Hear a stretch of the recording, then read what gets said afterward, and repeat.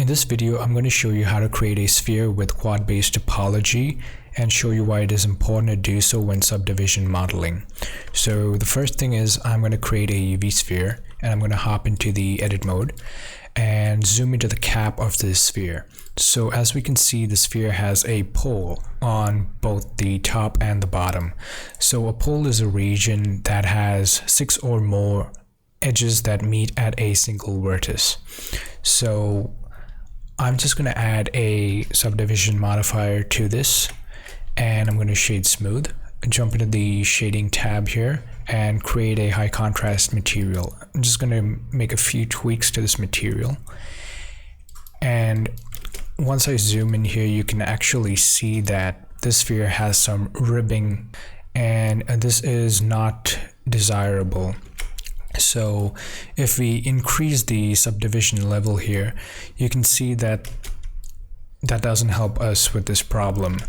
So what we need to do is we need to create a sphere with a quad cap. So I'm going to show you how we can do that. So I'm going to hop back into the layout mode, and I'm going to delete this, or actually let me move this to the side.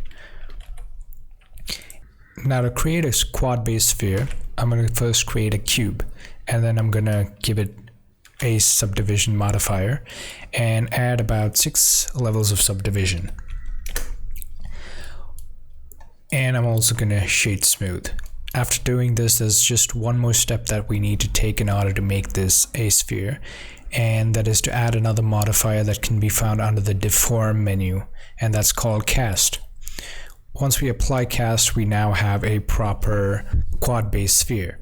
And just make sure that cast type is set to sphere. It should be set to that by default. And we're going to jump back into the shading menu to compare both these spheres. So I'm going to assign the same material to both of these. And now when we zoom in, we can see that the quad-based sphere shades properly, whereas the UV sphere has some artifacting and it's got this sort of ribbed pattern and doesn't shade properly. I'm also going to apply the modifiers and compare the wireframes.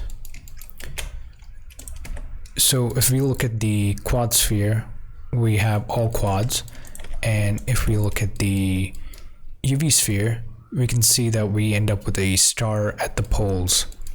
Same thing at the bottom. So that's what's causing our rib pattern and for it to kind of shade like it is. So anyway, that's how we create a quad sphere. So I hope this tutorial was informative, and thanks for watching.